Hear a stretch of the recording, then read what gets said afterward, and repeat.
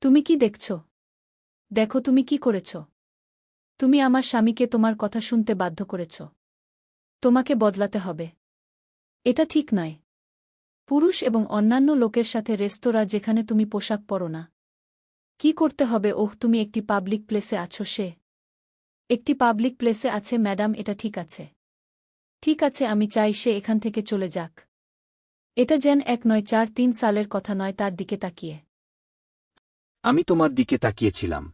না তুমি। না তুমি ছিলে না। তুমি চুপ করে থাকো কেন? এটা আক্ষরিক অর্থেই সন্তোষজনক নয়। এটা আমি তোমাকে চলে যেতে বলবো। ওহ, তুমি জিজ্ঞাসা করতে যাচ্ছ। তুমি কেন এটা জিজ্ঞাসা করো না। কারণ সে তা নয়। আমি আমার নিজের কাজে মন দিচ্ছি। সে কোনো দৃশ্য তৈরি করছে না। তুমি জানো কি? ওহ বাহ, ঠিক আছে। আমি ওই পোকাটির সাথে আড্ডা দিচ্ছি না। আড্ডা দিচ্ছি না। ওহ ওহ, তোমার যা